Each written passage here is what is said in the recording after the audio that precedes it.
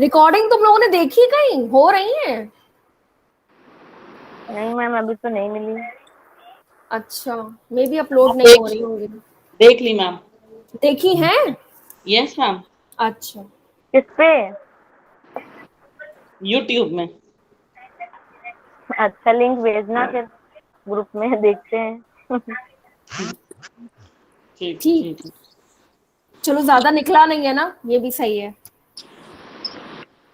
अच्छा, इतना समझ में आया? इतना जो थोड़ा सा हमने पढ़ा वो समझ में आया? अच्छा। ओके, चलो अब हम एक और हेडिंग डालेंगे। इसमें लिखो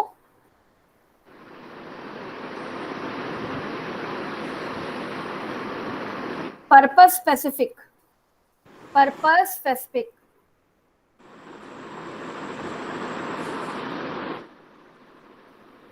तानिया, अपना वो बंद कर लो बेटा, माइक्रोफोन। Purpose specific. इसमें लिखो these test are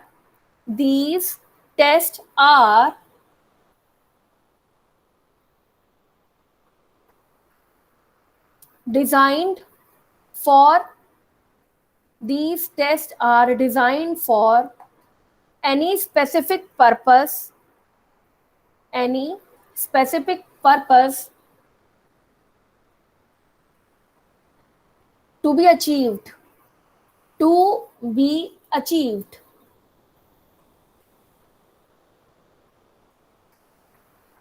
Generally they are categorized into 4 subcategories. Generally these are categorized into 4 subcategories.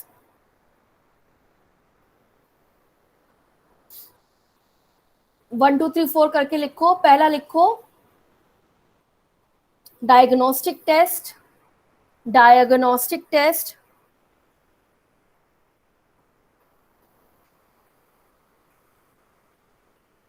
Second लिखो एप्टीट्यूड टेस्ट। Aptitude test.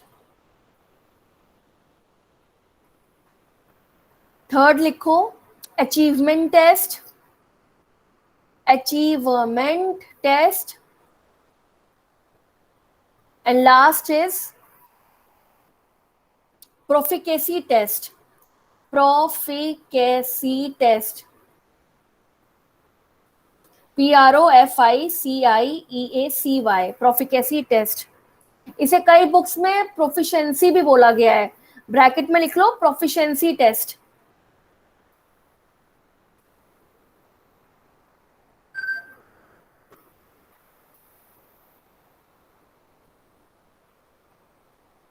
ये चारों टेस्ट में जो हमारे लेवल पे टेस्ट इस्तेमाल होता है उसका नाम है अचीवमेंट टेस्ट, जो स्कूल्स और कॉलेजेस में यूज करते हैं।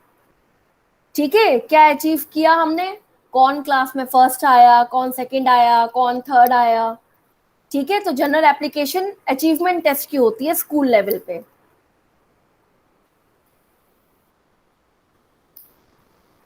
चलो अब पहली हेडिंग डालो डायग्नोस्टिक टेस्ट। बीच बीच में कुछ हाँ ना कर दिया करो तो मुझे भी पता चल जाए। Okay ma'am. हेडिंग डाली डायग्नोस्टिक की? Yes ma'am. चलो थोड़ा बताओ डायग्नोस्टिक का मतलब क्या होता है।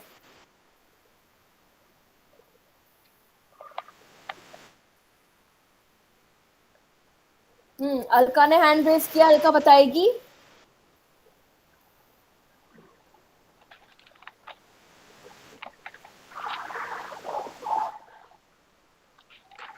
किसी भी चीज को डायग्नोज करना, मतलब उसको मेजर करना। मेजर करना, मेजर तो सब कुछ हो ही रहा है। डायग्नोस मतलब डायग्नोसिस खाली आप एक लेवल रूल पे आउट, रूल आउट करना। अच्छा। मतलब हम कोई स्पेसिफिक कोई चीज को ही आप रूल कर रहे हैं, कोई जैसे अगर डिजीज में ले रहे हैं तो कोई स्पेसिफिक कोई क्राइटेरिया टूल यूज कर रहे हैं उसके अकॉर्डिंग। जैसे लाइक हम्म अगर अल्ट्रासाउंड हो गया, इस तरीके से डायग्नोस्टिक टूल हो गया। हम्म मैम स्पेसिफिक टेस्ट करना आई थिंक। अच्छा, और अगर हम मेडिकल फील्ड से बाहर निकले तब डायग्नोसिस का मतलब क्या हुआ? क्योंकि ये तो सब कॉमन टेस्ट है ना, हर जगह अप्लाई होते हैं। तब आप डायग्नोस्टिक टेस्ट को किस उसमें? हम्म Ma'am, what actually your study is saying in short? हम्म जितनी भी शॉर्ट कमिंग्स होती हैं आपकी स्टडी की, उन्हें डायग्नोस करना। शॉर्ट कमिंग समझते हो? Yes ma'am. क्या होता है शॉर्ट कमिंग्स? मैम जो भी चीज़ों पे काम नहीं हो पा रहा है या जो भी प्रॉब्लम्स है उसको फाइंड आउट करके उस पे वर्क करना। एग्जैक्टली, उसी चीज को वर्कआउट करना कि क्या है, क्या दिक्कत आ रही है, क्यों नहीं हो रही है पढ़ाई। ठीक है, अब यही चीज को हम मेडिकल में डायग्नोसिस दूसरे वे में ले लेते हैं। ठीक, कि हम अल्ट्रासोनिक थेरेपी के थ्रू या एक्सरे एक्सरे थेरेपी के थ्रू, एमआरआई, ये सब यूज करके हम एक डायग्नोसिस पूरा बनाते हैं कि भाई पेशेंट को क्या प्रॉब्लम है, क्या नहीं है। ठीक है, सर्जिकल लेवल पे, फिजियोथेरेपी लेवल पे हम डायग्नोसिस कैसे करते हैं? असेसमेंट करके पेशेंट का। जब आप पूरा थॉरो एग्जामिनेशन असेसमेंट करोगे तभी तो आप एक डायग्नोसिस पे निकलोगे। समझ आई ये चीज? Yes ma'am. चलो अब इसको थोड़ा सा लिखते हैं, तब समझ में ज्यादा आएगा। लिखो इस। हाँ अलका, क्या कहना है?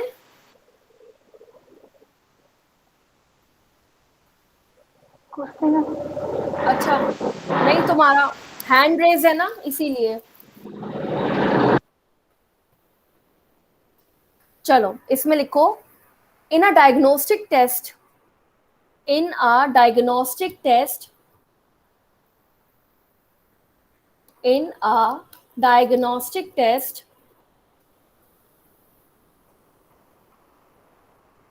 the area of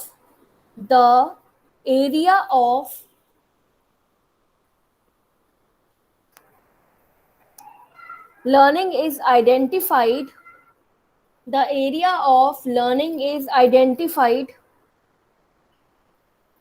Ma'am, after learning, learning is identified, which requires, which requires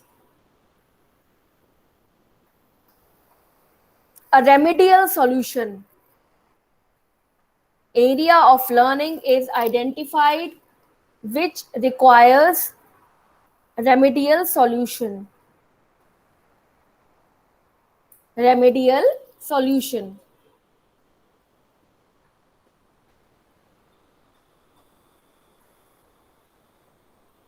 next point लिखो इसी में, these test gives us gives us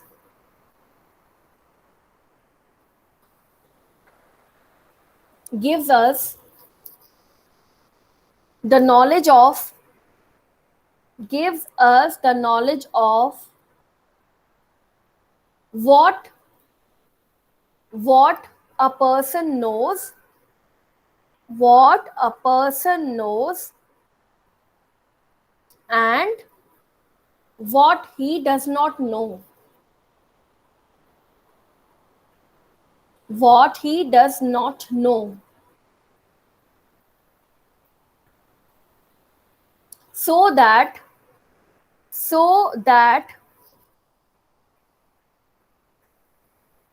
so that the remedial solutions can be planned accordingly, so that the remedial solutions can be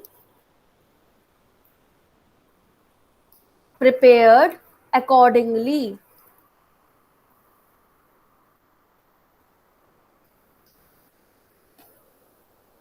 Can be prepared accordingly. ठीक, ये हमने एक generalised वे में बात करी है, स्टूडेंट को लेके, एग्जामिनेशन को लेके। ठीक है ना, इसको हम मेडिकल फील्ड से रिलेट करेंगे तो उसमें भी हम यही कर रहे हैं कि क्या क्या कमी है मरीज में, हमने वो पूरी आइडेंटिफाई करी अपने असेसमेंट परफॉर्मा के थ्रू। ठीक है, कुछ टेस्ट करा के, कुछ एग्जाम करा के, ठीक है ना। और उसके बाद में हमने क्या उसके लिए सोल्यूशन निकाला कि भाई उसके अंदर किस चीज की कमी है, उसको वो स्टार्ट कर देना है। बैक पेन हो रहा है तो बैक में हम क्या क्या रेमेडीज दे सकते हैं, शॉर्ट वेव दे सकते हो या एक्सरसाइज करवाओ या whatever you need to plan accordingly. Same goes overall, ठीक है। जब हम लोग रैशनली बात करते हैं तब क्या है कि अगर फॉर एग्जाम्पल अगर हम स्टूडेंट लेवल पे बात करें तो ये डायग्नोस्टिक टेस्ट क्यों किए जाते हैं, ये क्लासरूम लेवल या रूट लेवल पे किए जाते हैं, ये देखने के लिए कि कौन सा स्टूडेंट किस सब्जेक्ट में वीक है। ठीक, जैसे क्लास टेस्ट करवाती हैं टीचर्स या असेसमेंट लिए, तो उसमें क्या होता है, अपने आप पता चल जाता है कौन सा स्टूडेंट किस लेवल पे वीक है, फिर उसी के अकॉर्डिंग उसका सोल्यूशन निकाला जाता है। जैसे कि कई स्कूल्स में या कॉलेजेस में 0 पीरियड होता है, उसमें क्या है, आप जाके अपने प्रॉब्लम टीचर से पूछिए, या अगर बहुत सारे ग्रुप ऑफ स्टूडेंट्स हैं, 10-12 बच्चे अगर हाइड्रोथेरेपी सब्जेक्ट में वीक हैं तो उनकी एक अलग से क्लास लगा दी जाती है। तो these are called remedial solutions. ये पॉइंट समझ में आया बच्चा?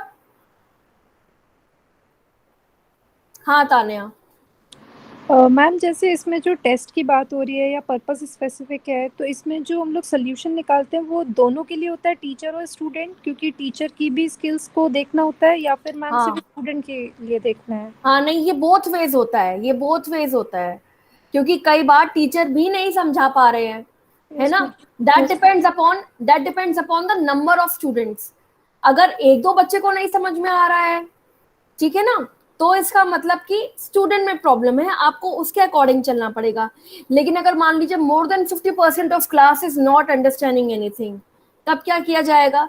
तब या तो टीचर को अपना तरीका बदलना पड़ेगा या फिर टीचर को ही बदलना पड़ेगा, ठीक है ना। That goes both the ways. Yes ma'am, ठीक है। और किसी को पूछना है बेटा? नहीं, नेक्स्ट पॉइंट लिखे। Yes ma'am. ओके मैम जो सॉल्यूशंस प्रिपेयर किए जाते हैं हाँ वो जैसे कोई भी स्टूडेंट है, अगर वो मैथ्स में वीक है या इंग्लिश में वीक है, तो मैम सब्जेक्ट के अकॉर्डिंग ही जो उसके डेमोन्स्ट्रेशंस होते हैं, इन सब मतलब वो कैसे फिर प्रिपेयर किया जाता है जो सॉल्यूशंस होते हैं?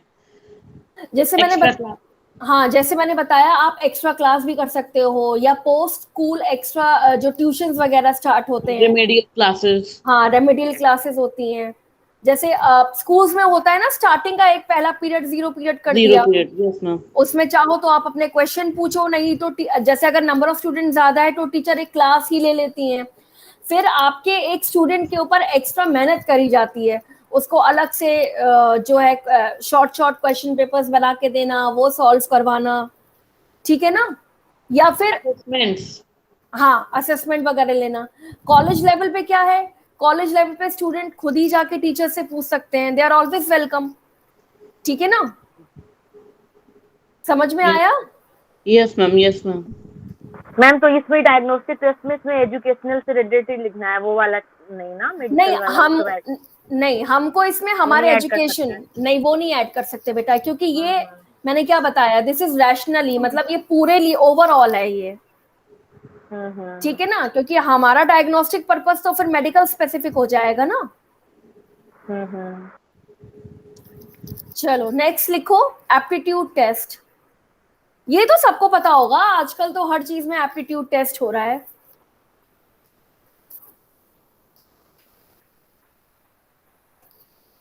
बताओ जरा, मुझे समझाओ थोड़ा, कोई क्या होता है एप्टीट्यूड?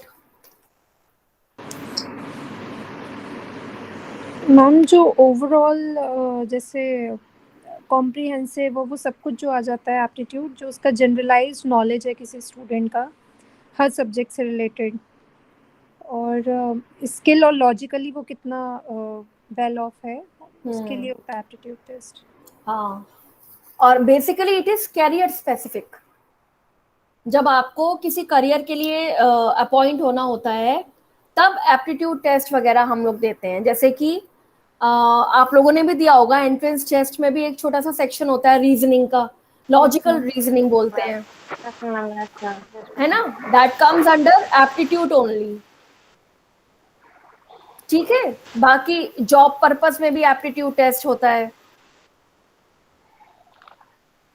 ठीक है,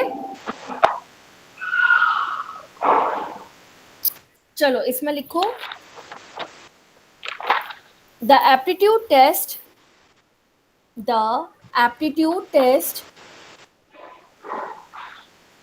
serves a SERVES serves a predictive function. Predictive, PREDICTIVE, predictive function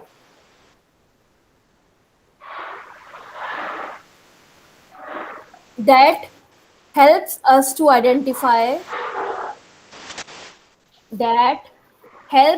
identify the potential talent,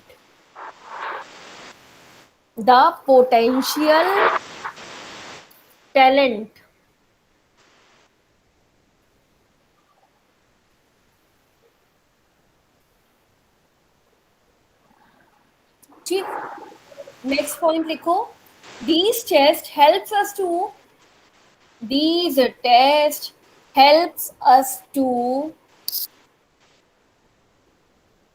know better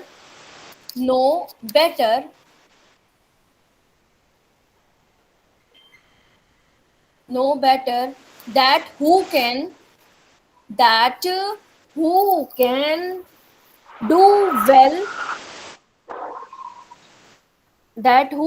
do well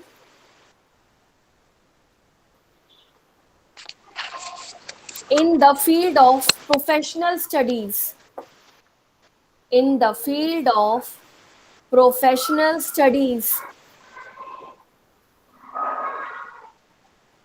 जैसे कि मैंने पहले भी बताया था, जब आप लोगों ने भी यहाँ पे एंट्रेंस दिया होगा तो उसमें एक सेक्शन होगा एप्टीट्यूड का। ये बेसिकली प्रोफेशनल स्टडीज में ही ज्यादा यूज किया जाता है, ठीक है ना? क्यों? क्योंकि आप एक स्पेसिफिक फील्ड में जा रहे हो, समझ में आया? तो वहां पे आपका एप्टीट्यूड बहुत काउंट करता है। आप वो चीज पढ़ पाओगे या नहीं कैरी ऑन कर पाओगे आगे, समझ में आया बेटा? Yes ma'am. नेक्स्ट पॉइंट लिखो इसी में, these tests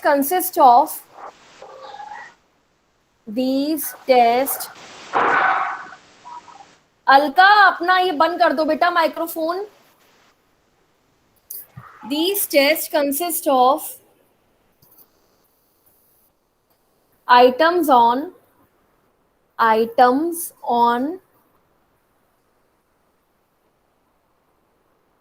sub skills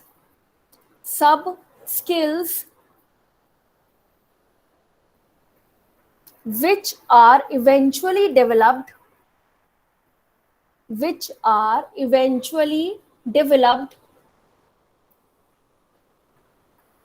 into expert and complex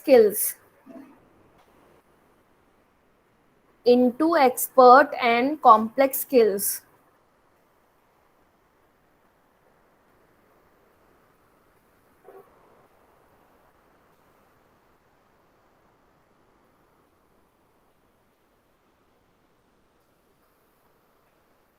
ये पॉइंट समझ में आया? अच्छा, यहाँ बायो से कौन कौन है? सब बायो से तो सभी लोग होंगे शायद। अच्छा, सभी लोग हाँ, बायो से हो? हाँ मैम। हाँ, तो तुम सब लोगों का बायो से होना तुम्हारी सब स्किल है, ठीक है ना? उसके बाद तुमने एक एंट्रेंस दिया जिसमें तुम्हारी स्किल्स को आइडेंटिफाई किया गया कि हाँ ये सारे स्टूडेंट बायो से हैं तो ये इस फील्ड में आगे बढ़ सकते हैं, ठीक है? तभी फिर आपका वहां पे सिलेक्शन हुआ, समझ में आया ये चीज? और जब आपका सिलेक्शन हुआ तो आपकी जितनी भी अदर स्किल्स थी उन सबको आइडेंटिफाई करके और मॉडिफाई किया गया, ठीक है ना? जो सब स्किल्स थी उनको उन्होंने स्किल्ड स्किल्स में चेंज कर दिया। Yes ma'am. ये चीज समझ में आई ना? Yes ma'am. चलो नेक्स्ट पॉइंट लिखो, इसी में लिख लो these tests are generally used generally used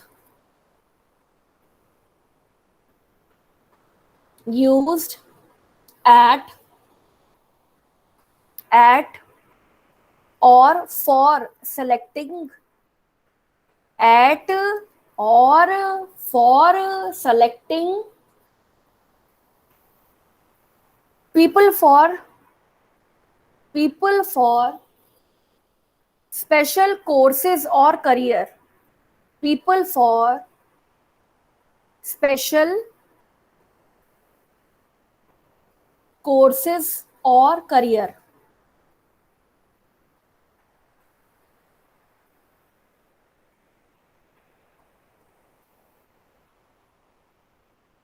इतना समझ में आया?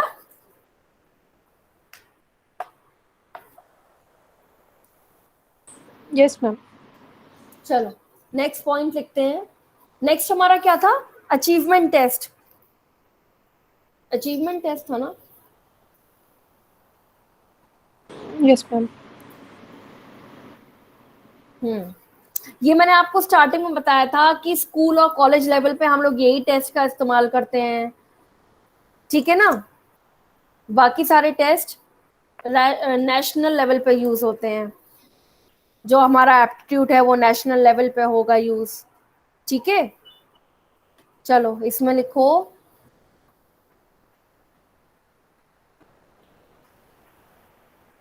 achievement test aims to measure achievement test aims aims to measure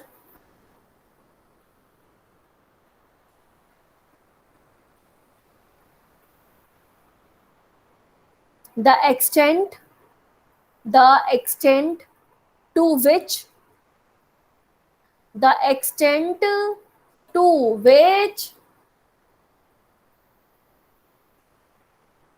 a specific course has been achieved. Extent to which a specific course has been achieved. Ma'am specific course Has been achieved. Extent to which a specific course has been achieved. मतलब course क्या होता है? हमारा syllabus. तो कितने extent तक हमारा syllabus हमें यहाँ पे अचीव हुआ है, हमारे दिमाग में हमें समझ में आया है, उसकी एक्सटेंट को नापने के लिए अचीवमेंट टेस्ट होते हैं, ठीक है? तो ये बचपन से लेके और मास्टर्स और पीएचडी तक होते रहते हैं।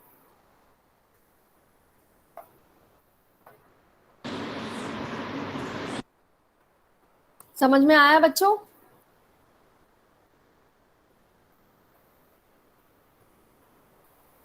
नेक्स्ट पॉइंट लिखो इसमें, the area of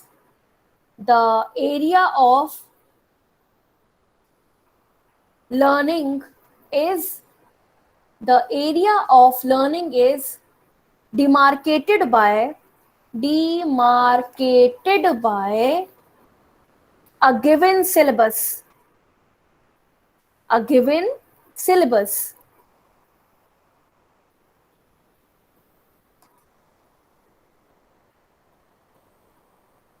A given syllabus.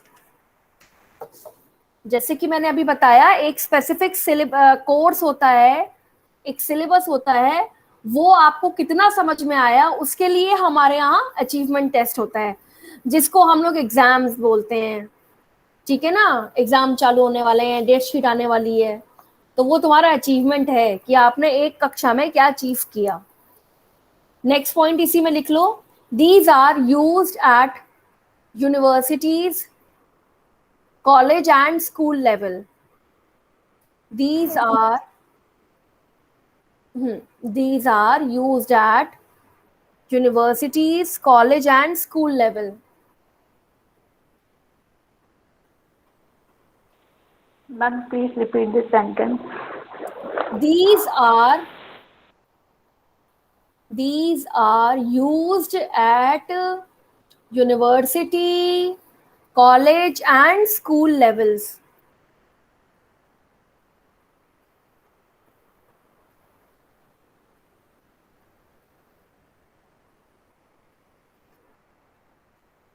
समझ में आया ये पॉइंट बेटा?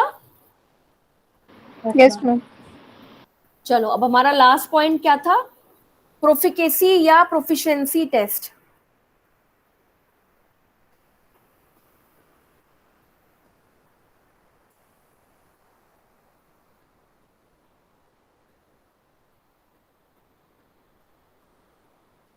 प्रोफिकेसी या प्रोफिशिएंसी टेस्ट।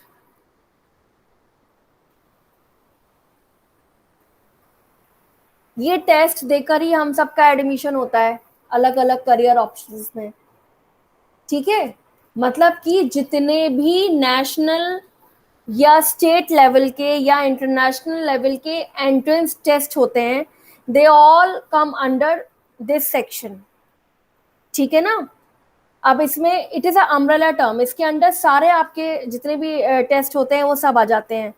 इसमें आपके बाहर जाने वाले टेस्ट भी आता है, जैसे बाहर जाने के लिए कौन कौन से टेस्ट होते हैं? यूएस जाने के लिए कौन से टेस्ट होते हैं? ट्रॉफिल। टॉफिल इंग्लिश लेवल टेस्ट होता है, और GRE। जीआर और जीमैट। जीमैट। ये सारे जितने भी हैं ये सब प्रोफिशिएंसी या प्रोफिकेसी टेस्ट के अंदर आते हैं, ठीक है? इसमें आपकी जनरल एबिलिटी देखी जाती है to persist any situation in a given time, ठीक है? चलो इसमें लिखो तब ज्यादा समझ में आएगा। पहला पॉइंट लिखो इसमें, these are the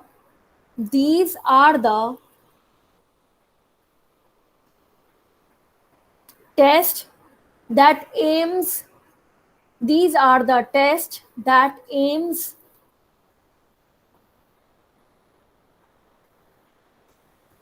to assess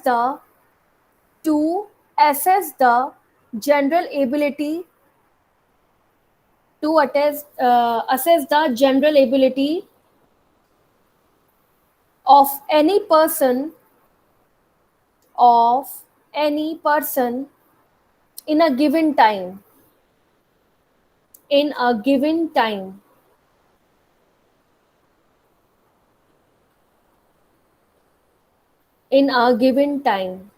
with reasonable expectations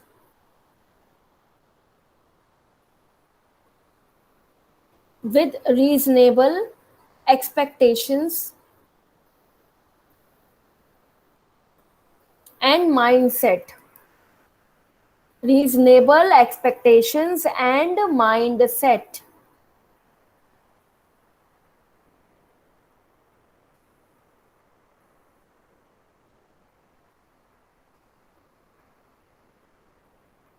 ठीक, ये डेफिनेशन से हम क्या समझे कि एक स्पेसिफिक गिवन टाइम में आप अपने माइंडसेट का, अपने दिमाग का कैसे इस्तेमाल करते हो विद रीजनेबल एक्सपेक्टेशंस।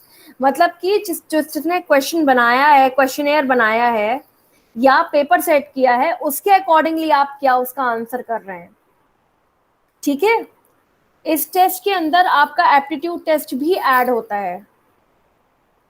ये चीज समझ में आई? जैसे कि फॉर एग्जाम्पल अभी आपने क्या बताया, टॉफल होता है, TOEFL is an English level exam, तो उसमें माइंडसेट क्या रहेगा? We will try hard for the English subject, ठीक है ना? जितने भी उसके प्रोस कॉन्स और जितना लिटरेचर, जितना भी हम पढ़ सकते हैं, ग्रामर, सब हम उसमें इंक्लूड कर लेते हैं। इट्स अ वर्ल्ड वाइड, अब पता नहीं कहाँ से क्या चीज आ जाए। तो एक लिमिटेड टाइम पीरियड में, एक लिमिटेड स्लॉट में you have to give that exam with every detailed requirement of English. समझ में आई ये चीज? Yes. ठीक, अब that goes same for all the entrance exams, ठीक है? हमारे नेशनल लेवल पे जितने भी एंट्रेंस एग्जाम्स होते हैं, चाहे आप कोई सा भी देख लो, एनी नीट उठा लो या ये इंजीनियरिंग के यूपीटीयू, ये लोग जितने भी एग्जाम्स होते हैं उसमें एक स्पेसिफिक टाइम पीरियड होता है, ठीक है? और एक सब्जेक्ट स्लॉट होता है, तो उससे ज्यादा नहीं पूछेंगे, है ना? आप ये नहीं, वहां तो ओपन सिलेबस है, ये तो बोला ही नहीं, आप बोल नहीं सकते ना ये तो आउट ऑफ सिलेबस आ गया, आपने नहीं पढ़ा, आपकी गलती है, ठीक है ना? You have a very wide use syllabus for anything, any entrance test, but then आपको अपना माइंडसेट और अपने सब्जेक्ट को स्पेसिफिक रखना पड़ता है जिससे कि यू मीट द एक्सपेक्टेशंस। ये चीज समझ में आई बच्चों? बेटा समझ में आई? Yes ma'am. चलो इसमें नेक्स्ट पॉइंट लिखो।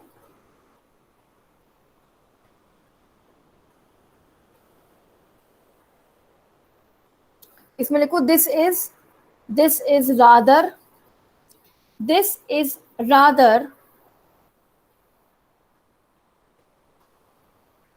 a national or international level test. This is rather a national or international level test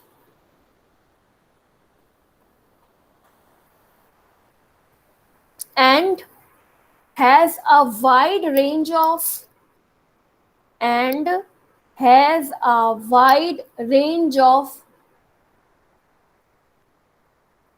syllabus or course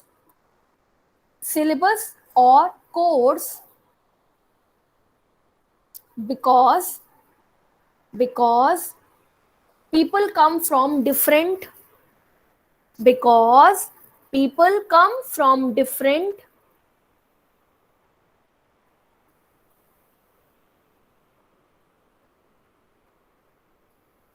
different states and countries,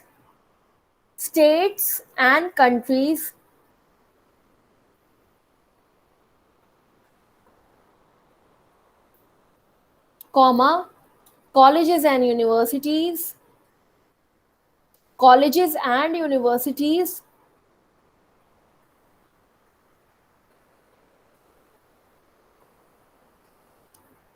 to participate in it.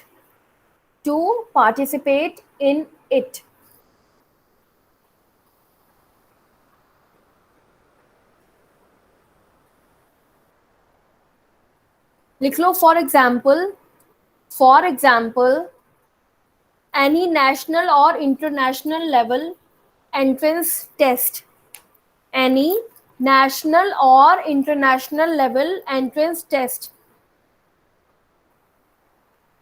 may be included in it.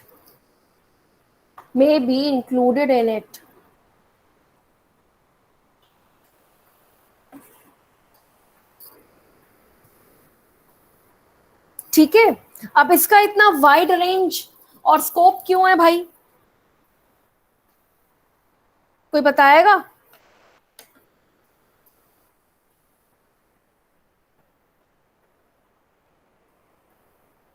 Ma'am ये overall development को signify करेगा कि overall कितना है। और ma'am before that अगर कोई student किसी कॉलेज में जा रहा है या आउट ऑफ कंट्री जा रहा है तो वो पहले उसकी एबिलिटी टेस्ट करते हैं।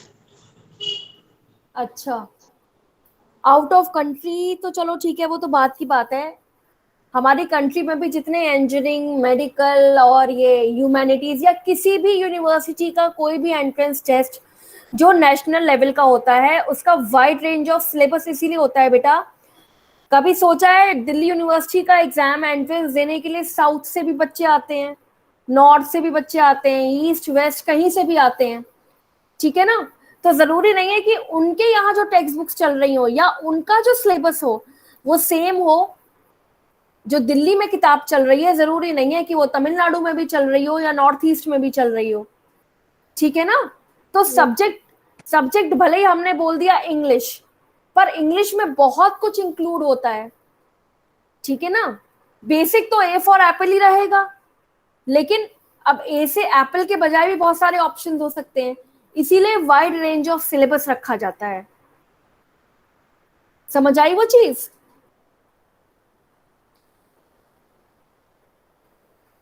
Yes ma'am. ठीक है ना? अब है मैम तभी इन सिलेबस में सब हेडिंग नहीं डालते हैं, हेडिंग होती है। हाँ सही कहा।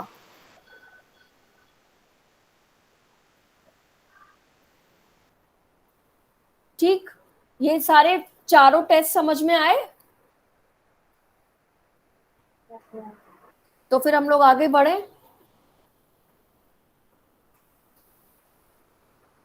नेक्स्ट हेडिंग डालो असेसमेंट। असेसमेंट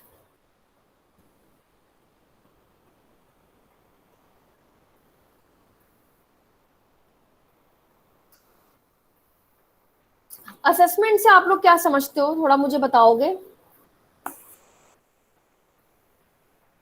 मेडिकल में तो आप लोग करते होगे ना अपना असेसमेंट, क्या होता है पेशेंट का? Ma'am overall view of the patient. अच्छा, और ओवरऑल व्यू?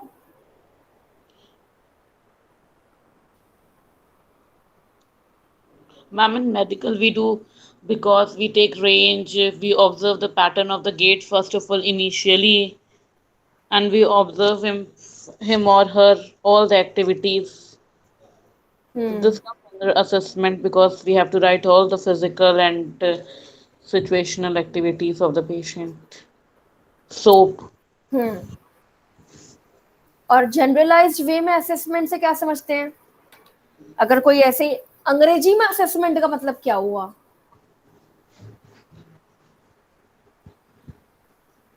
किसी को हमने असेस किया। To diagnose the problem mainly, कि उसको प्रॉब्लम क्या है इंटरनली, मतलब पूरा ओवरऑल उसका बेस क्या है, मतलब किस लिए प्रॉब्लम हुआ है। अच्छा, आप डायग्नोसिस से बाहर निकलो। जनरलाइज असेसमेंट, तुम लोग आपस में असेसमेंट नहीं करते हो? ये पूजा, तान्या, अलका, हाँ, कौन बड़ी चालाक लड़की है, कौन लड़की क्लास में नहीं आती है, कौन बहुत बहाने मारती है, किसकी राइटिंग बड़ी अच्छी है, कौन नहीं पढ़ता है। This is what, this is assessment ना। हम लोग आपस में एक दूसरे का असेसमेंट भी तो करते हैं। ओके। एक व्यू रखना, ठीक है ना? किसी भी चीज का एक व्यू, एक outlook, that is called assessment in a simple language. Yes ठीक, मैम। ठीक है ना? अब उसको आपने चाहे आप उसे मेडिकल टर्म्स में ले लो, चाहे एजुकेशनल टर्म्स में ले लो, बस वहीं पे थोड़ा सा फर्क हो जाता है। मेन लेकिन मोटिव असेसमेंट का वही रहता है। मेडिकल फील्ड में आप लोग असेसमेंट करते हो पेशेंट का। जब असेसमेंट करते हो तो उसी के बाद आप एक डायग्नोस्टिक प्रोसीजर पे पहुंचते हो कि इसके साथ हमें ये करना है, ठीक है ना? क्लास में टीचर असेसमेंट करती है बच्चों का कि कौन से सब्जेक्ट में अच्छा है, कौन से में अच्छा नहीं है, कौन से बच्चे ज्यादा होशियार हैं, किसको किस चीज में इंप्रूवमेंट चाहिए। That is a class wise assessment of a teacher, ठीक है ना? सेम वेज गो स्टूडेंट, स्टूडेंट भी असेसमेंट करते हैं, कौन से सर ज्यादा अच्छा पढ़ाते हैं, कौन सी मैम ज्यादा अच्छा समझाती हैं, ठीक है? समझ में आया? तो असेसमेंट इज जनरल ओवरव्यू कि आप किसके बारे में क्या आपने अंदाजा लगाया। मैम ये आपने 3 लिखा है, पर्पज, मोड, स्पेसिफिक, है ना, एंड प्रोसेस। तो पर्पज आपने पूरा कंप्लीट कराया, तो ये किसके अंदर आएगा असेसमेंट? कुछ ऐसा है स्पेसिफाई? नहीं नहीं, ये स्पेसिफिक नहीं है, ये जनरलाइज है सबके लिए। अच्छा, ये इसके अंदर नहीं आएगा, टाइप ऑफ टेस्ट के अंदर आएगा क्या? हाँ, ये टाइप ऑफ टेस्ट के अंदर आएगा बेटा। हाँ, ये पर्पस के अंदर नहीं है। ये ऐसे ही अलग है, हाँ, क्योंकि ये आपने अलग। मेन 3 लिखाए थे ना मैम, इसलिए। हाँ हाँ, वो अलग है, वो टेस्ट अलग है और ये अलग टेस्ट है। जब एग्जाम में आएगा तो नाम से आएगा, तो उसमें कंफ्यूजन की कोई दिक्कत नहीं है। चलो, हेडिंग डालिए असेसमेंट। Yes ma'am. ओके, चलो इसमें डेफिनेशन लिखो। assessment is assessment is the process of making assessment is the process of making a judgment or a measurement, a judgment or a measurement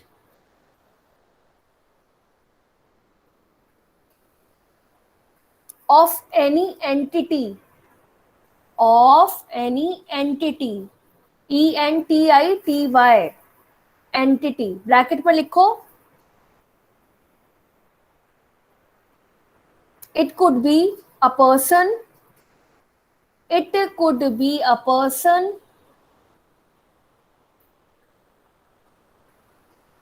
comma, a process,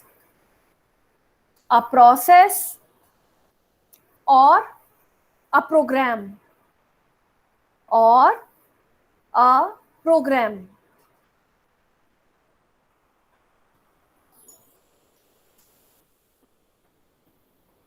ठीक है, मतलब किसी भी चीज का जब हम एक जजमेंट पास करते हैं या हम कुछ उसके बारे में आइडेंटिफाई करते हैं या हम उसे टेस्ट करके देखते हैं तो उसको क्या बोला जाता है? असेसमेंट।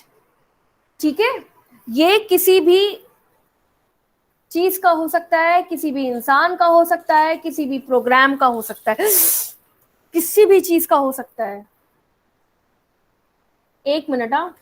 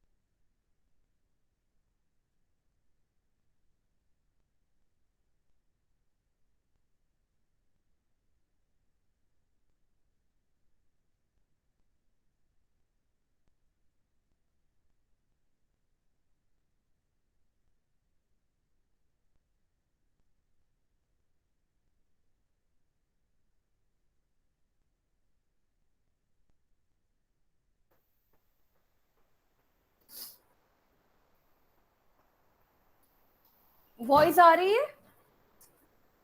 Yes ma'am. क्या लिखा था लास्ट बेटा?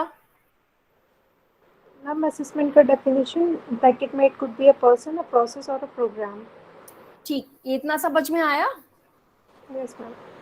इसमें नेक्स्ट लिखो, नेक्स्ट पॉइंट लिखना, in educational terms, in educational terms assessment involves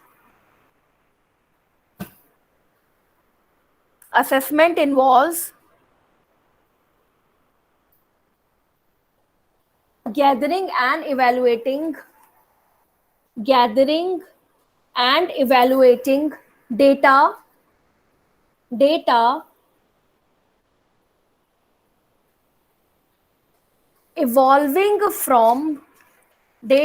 evolving from planned learning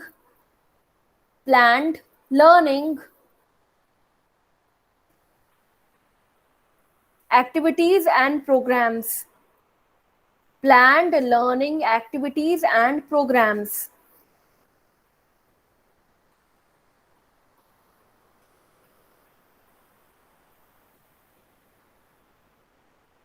Sometimes this type of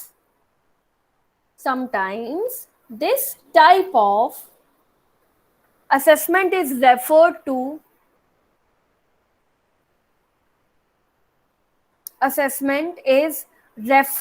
to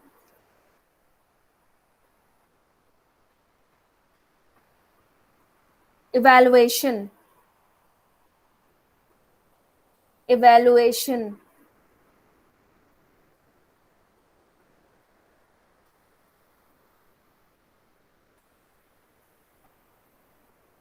ठीक है, तो अभी पहले जो डेफिनेशन लिखवाई थी that was a generalised definition, और ये जो अभी लिखवाई है दैट इज एजुकेशनल बेस्ड, मतलब कि जो हमारे एजुकेशन में हमें चाहिए, ये असेसमेंट का वो मीनिंग है। इसमें हम क्या करते हैं, अकॉर्डिंग टू द डेफिनेशन क्या समझ में आया तुम लोगों को?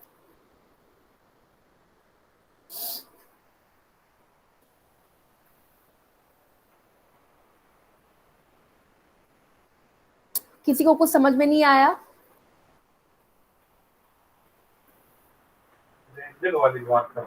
मतलब असेसमेंट गैदरिंग मतलब कोई भी नॉलेज को इकट्ठा और evolving the data term plants learning activities programme.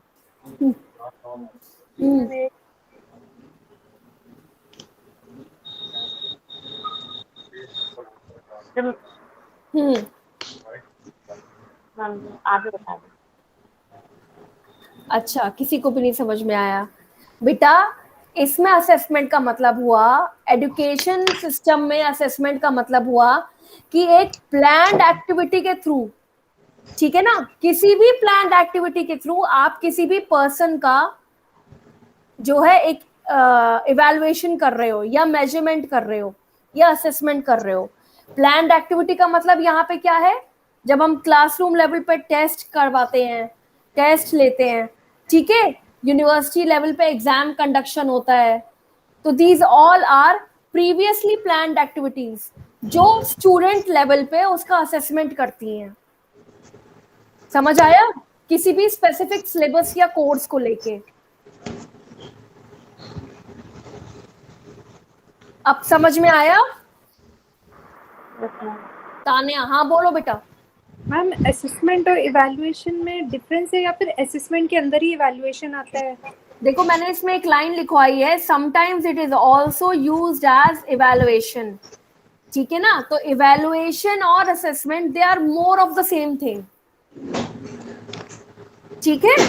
Okay ma'am, okay. जब आप असेसमेंट में आप क्या कर रहे हो? आप किसी को असेस कर रहे हो, ठीक है ना। इवैल्यूएशन में आप क्या कर रहे हो? आप किसी को असेस कर रहे हो अगेन, तो कर तो आप वो सेम ही चीज रहे हो, ठीक है ना। Yes ma'am. तो अलग अलग जगह ये अलग अलग टर्म्स यूज होती हैं, लेकिन मीनिंग दोनों का सेम ही रहेगा। हाँ मैम, यही पूछना था। हाँ, मीनिंग दोनों का सेम ही रहेगा, लेकिन अलग अलग जगह थोड़ा थोड़ा डिफरेंस है, उनका लेवल बदल जाएगा। जैसे कि हम अभी मैंने क्या बोला, जब हम मेडिकल टर्म्स में बात करें तो असेसमेंट का मतलब अलग हो जाता है, जब हम एजुकेशनल फील्ड में बात करें तो असेसमेंट का मतलब अलग हो जाता है। हाँ अलका बताओ। मैम इवैल्यूएशन कंफर्मेशन के लिए करते हैं क्या? नहीं नहीं, असेसमेंट भी कंफर्मेशन के लिए करते हैं, दोनों ऑलमोस्ट सेम ही होते हैं। Confirmation in terms of what? अच्छा चलो बताओ। मैम लाइक से क्या प्रॉब्लम है कुछ असेसमेंट में तो सारा मैम असेस करेंगे उसे, इवैल्यूएशन मेन प्रॉब्लम उसको आई मीन नहीं, इवैल्यूएशन दोनों में कोई माइन्यूट डिफरेंस नहीं है, ठीक है ना। इवैल्यूएशन में भी आप असेसमेंट कर रहे हो और असेसमेंट में आप इवैल्यूएट कर रहे हो पेशेंट को, ठीक है। अच्छा, इवैल्यूएशन की डेफिनेशन बताओ मुझे, इवैल्यूएट करना क्या होता है? ये शायद मैंने पिछली बार लिखवाया है, ऐसे मुझे याद आ रहा है।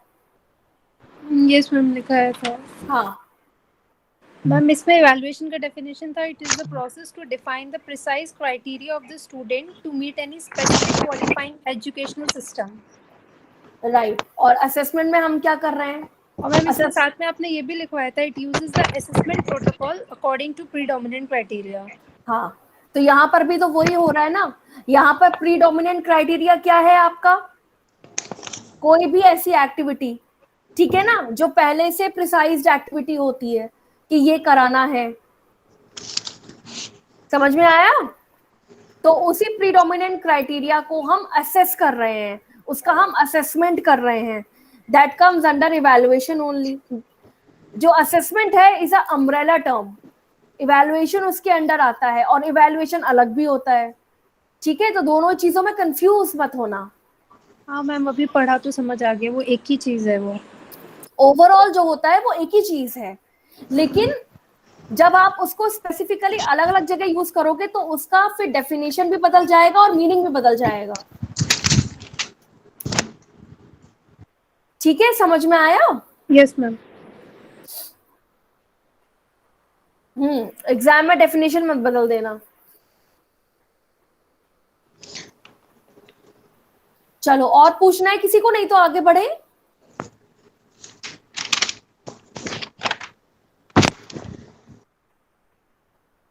आगे लिखें या किसी को कुछ पूछना है?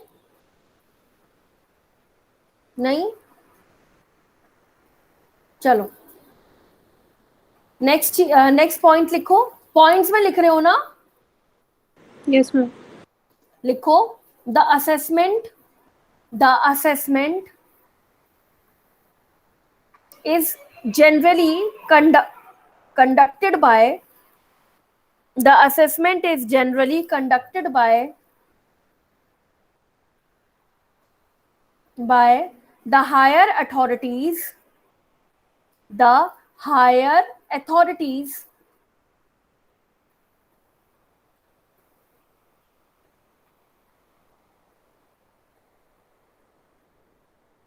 and serves a purpose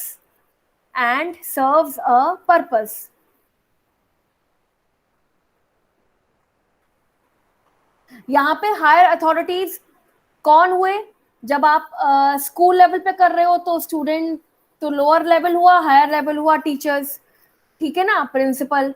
same university colleges में भी, ठीक है ना, टीचर्स या आपके मेंटोर, या यूनिवर्सिटी में आपका एक पूरा एक यूनिट होता है एग्जामिनेशन सेल करके, ठीक है ना, तो they all come under higher authorities. These are only responsible for making any assessment of the student, ठीक है। अब इसमें लिखो the purpose may include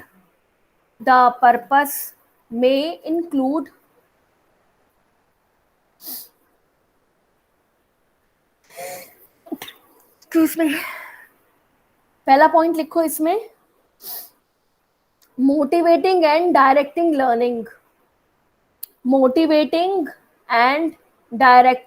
learning।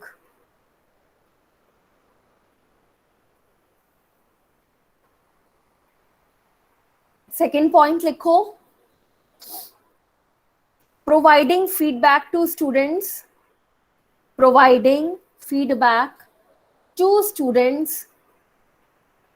on their performance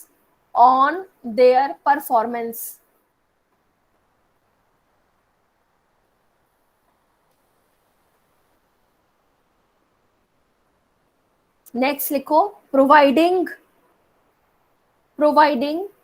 feedback on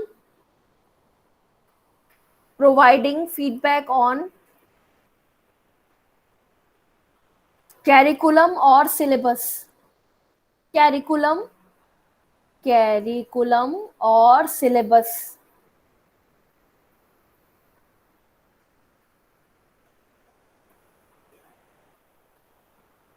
और लास्ट पॉइंट लिखो ensuring standards of progression ensuring standards of progression।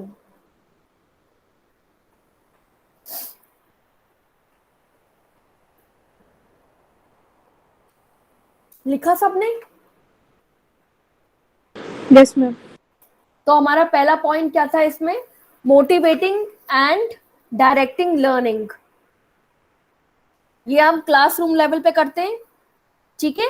ये assessment के under में हम क्या होता है, मोटिवेट करना स्टूडेंट्स को, ठीक है ना, और क्या करना, motivating and directing towards learning, कि भाई ये चीज है, इसको समझो और इसको समझ के याद करने की कोशिश करो, ठीक है ना। ये मोटिवेशनल पॉइंट मेंटोर के थ्रू होता है या जो टीचर होता है उसके थ्रू होता है।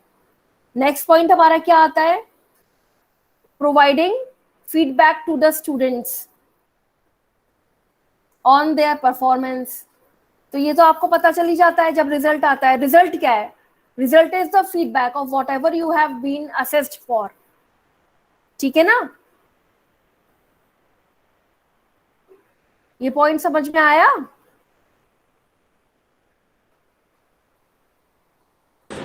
Yes ma'am. फिर हमारा थर्ड पॉइंट क्या था? Providing feedback on instructions, providing feedback on curriculum और सिलेबस। Curriculum and syllabus. अब ये फीडबैक कैसा फीडबैक है? जैसे मैंने आपको पहले ही बताया था, कई बार ऐसा होता है कोई सब्जेक्ट हटाया जाता है, कोई सब्जेक्ट ऐड किया जाता है, ठीक है ना, तो उसके लिए भी फीडबैक हमें प्रोवाइड करना होता है। ये बात समझ में आई? यस अब मैम। अब इसको हम कैसे समझेंगे? फॉर एग्जाम्पल, अब आप एमपीटी में ले लो, एमपीटी में कितने एडमिशंस कौन से सब्जेक्ट में हुए, कितने कौन से सब्जेक्ट में 1-2 एडमिशन हुआ, कौन से में 9-10 हुए। तो भाई जिसमें 1-2 एडमिशन हो रहा है उसमें आप क्या करोगे? हटा ही दोगे ना वो सब्जेक्ट, क्योंकि उसमें इतनी, इसका मतलब that subject is not popular, तो आपने उसको सिलेबस से हटाया। पर इसके लिए भी आपको फीडबैक प्रोवाइड करना पड़ेगा। और फीडबैक कैसे पता चलेगा हमें? नंबर ऑफ पार्टिसिपेंट्स, कितने पार्टिसिपेट कर रहे हैं, कितने नहीं कर रहे हैं, जितने कर रहे हैं उनका आउटकम क्या आ रहा है, उनका रिजल्ट क्या आ रहा है। ठीक है, ये पॉइंट समझ में आया बेटा?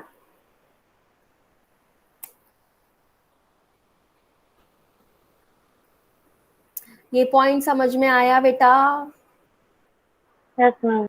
अच्छा, थैंक यू। और लास्ट पॉइंट क्या था हमारा? एंश्योरिंग स्टैंडर्ड्स ऑफ प्रोग्रेशन, मतलब कि हमने जो एक स्टैंडर्ड मेंटेन किया है वो उसी वे में प्रोग्रेस हो रहा है या नहीं, ये चीज देखना इज वेरी इंपॉर्टेंट। अब इसको हम कैसे देखेंगे?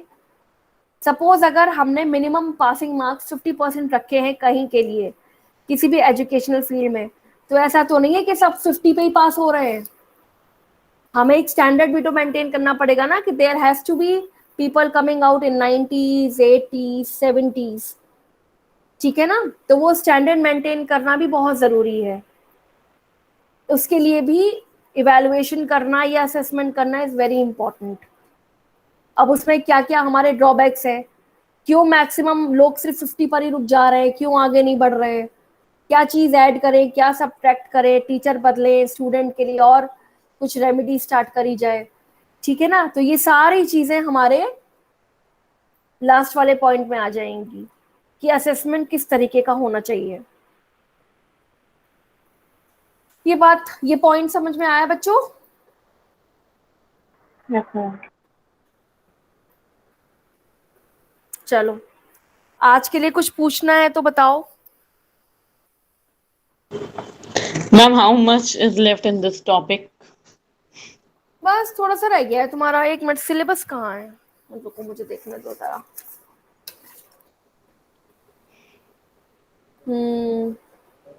स्टैंडर्ड आई टेस्ट हो गया, इंट्रोडक्शन ऑफ टूल्स, ये एप्टीट्यूड पर्सनैलिटी, हाँ बस 1-2 टॉपिक और रह गए हैं इसमें, फिर तुम्हारा 7th यूनिट हो जाएगा।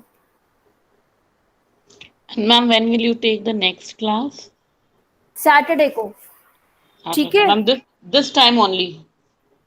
हाँ, आई ट्राई कि थोड़ा जल्दी हो जाए, ठीक है, ट्राई करूंगी। Okay ma'am. Okay ma'am. चलो, आज का कुछ पूछना है तो पूछो बेटा।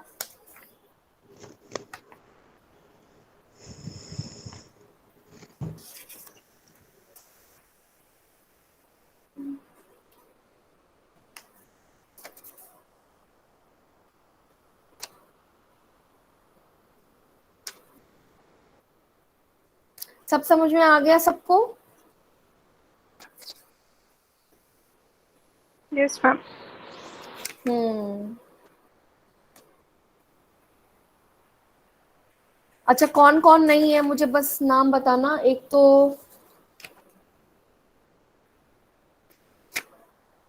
Ma'am, Abdul Sakir Ansari and Harikesh Verma. बस यस मैम।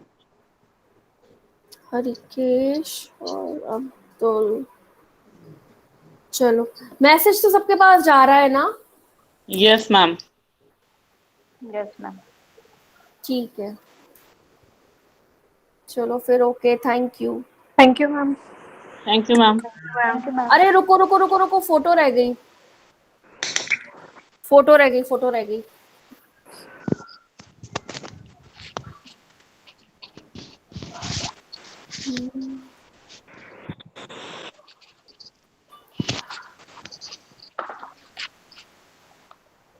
आ जाओ सब लोग।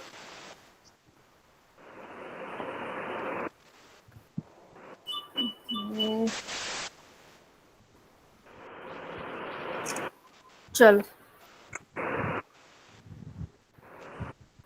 ठीक है बेटा, okay ma'am, thank you. Thank you.